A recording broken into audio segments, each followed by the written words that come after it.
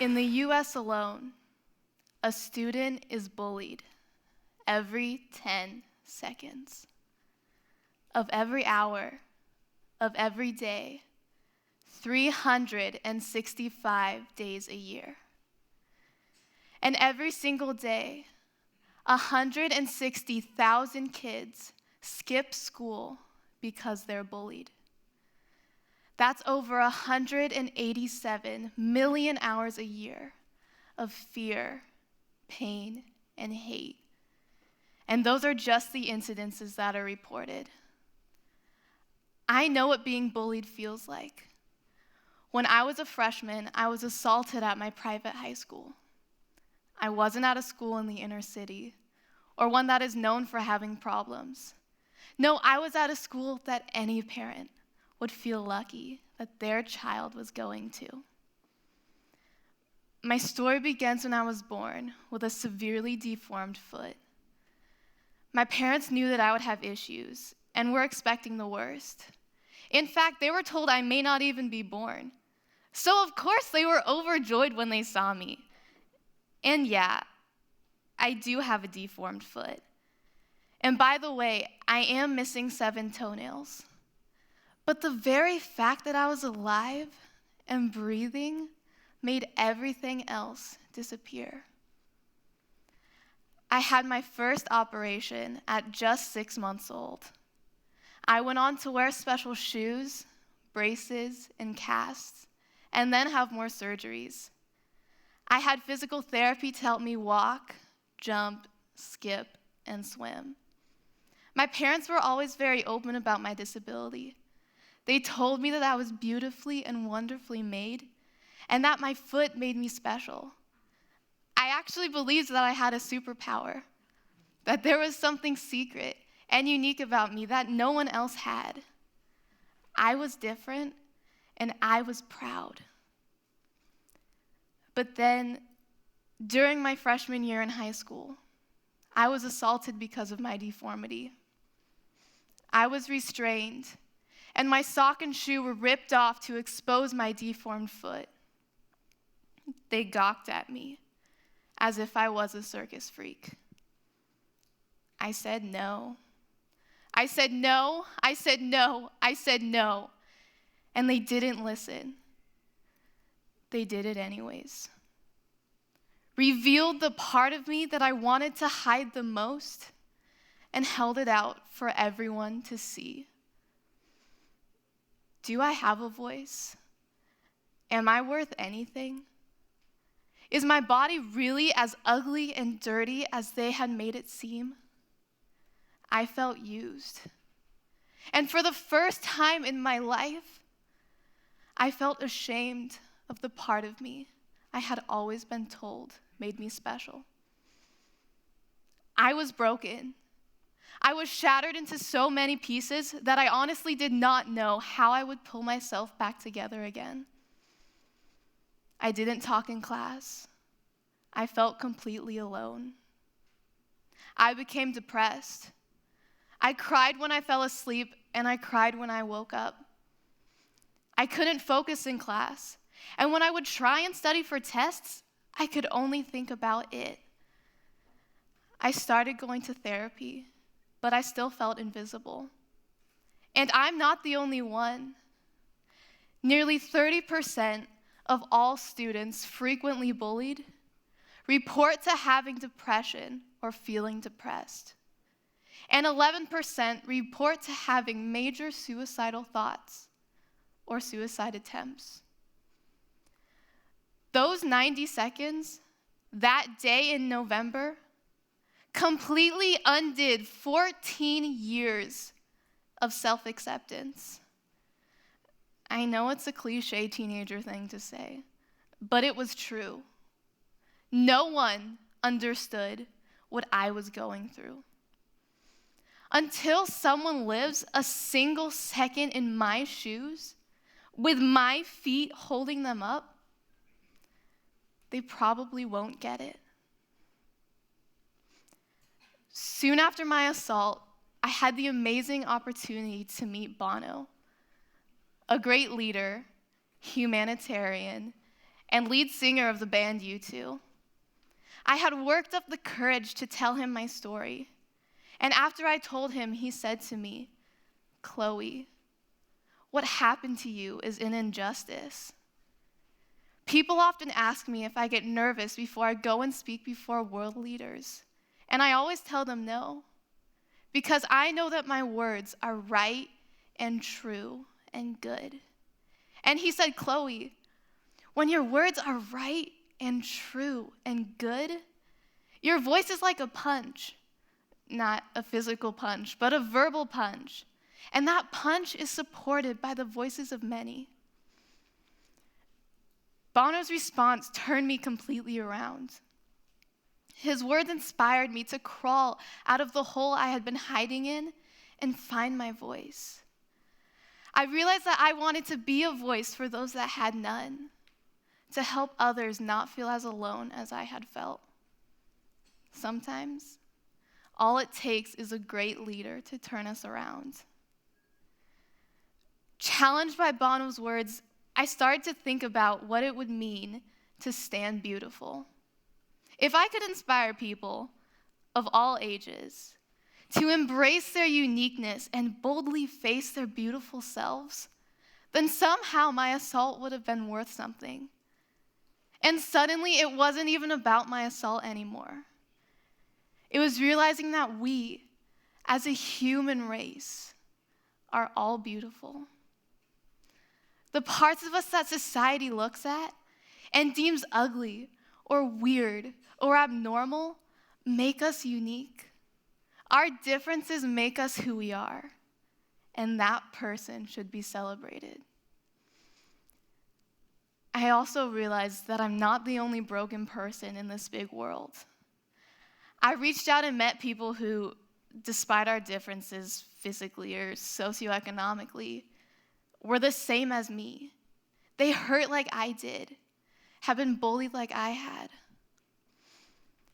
I had the opportunity to meet a young man with a rough past, and upon meeting me, he exclaimed, "Me, you, we have nothing in common. You're young, you're white, you're from a family of privilege. You can't possibly understand what's happened to me." I then told him my story. This young man looked at me for a moment before saying, "Wow." Here I was thinking you can never understand me, but it's like you totally get me. And that's when I knew. As he proceeded to tell me about his life, all that he's been through, and all the times people have failed him, I realized that I wasn't alone. We all have something that has hurt us. Sadly, brokenness unites us, but so does our path through it. I think it's time to redefine normal. Some people say my feet don't look normal, but the way that my deformed foot looks is normal to me. It's my reality. And that's just it. Normal doesn't exist. We all have separate realities, a different normal.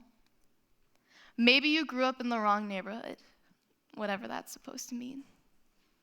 Maybe you have a different skin color than the majority, or you're treated differently because of your sexual orientation. Maybe your religion is questioned, or maybe you just stink at math. Why do we put so much time and effort making ourselves into the cookie-cutter standard of normal when we are each perfect in our own imperfect way? Everyone has insecurities, parts of them they wish weren't there or try too hard to hide. But you're not alone. I'm not alone. We all have stuff, and we all try and hide it. Those of us that have been bullied, and those of us that are bullies, we're all the same.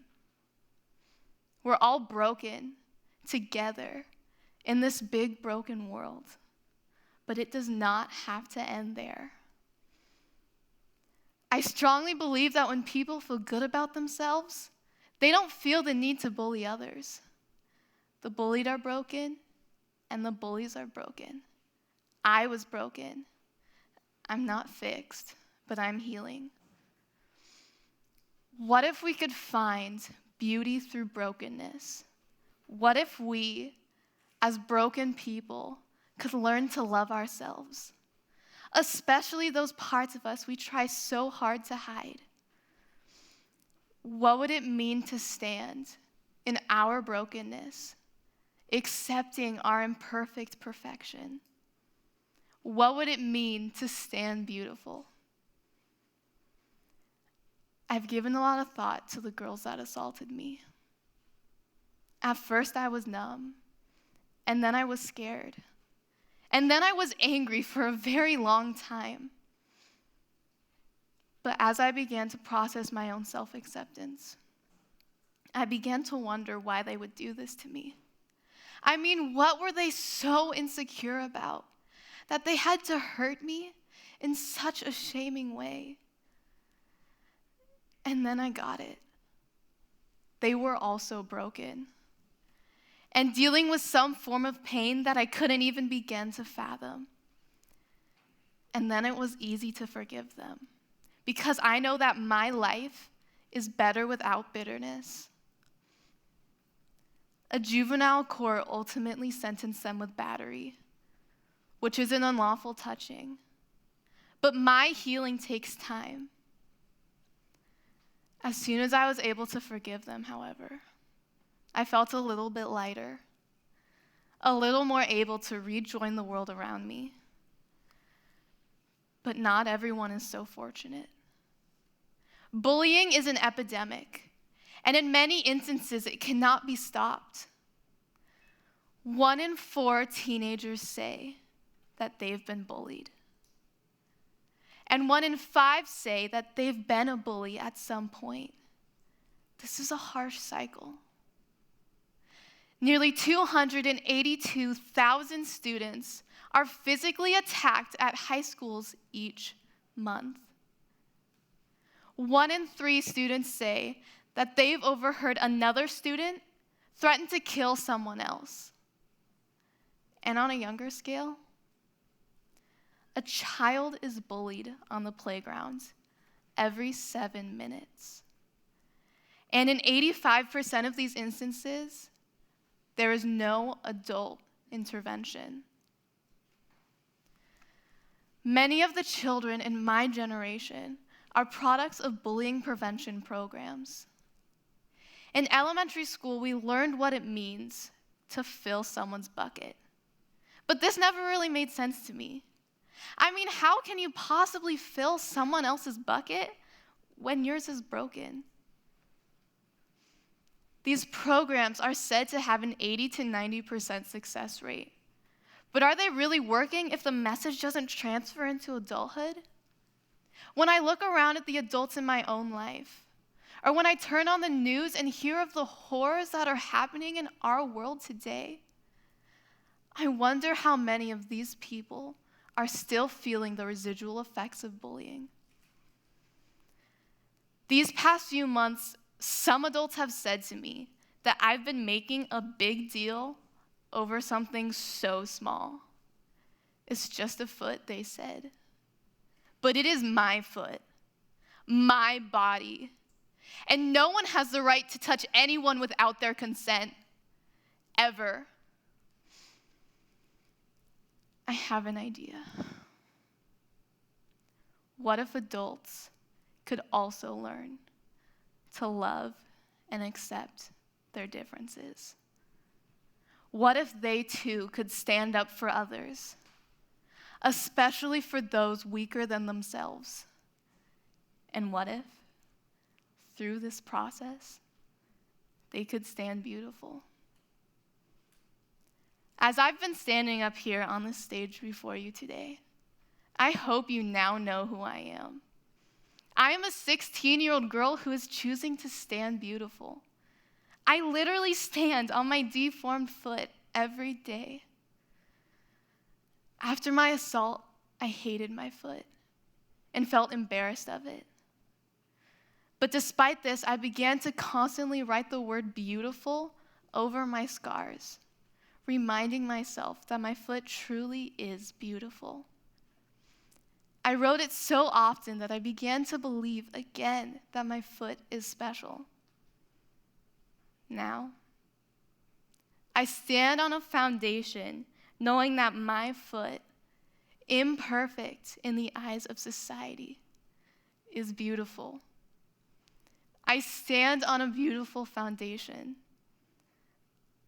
I stand beautiful.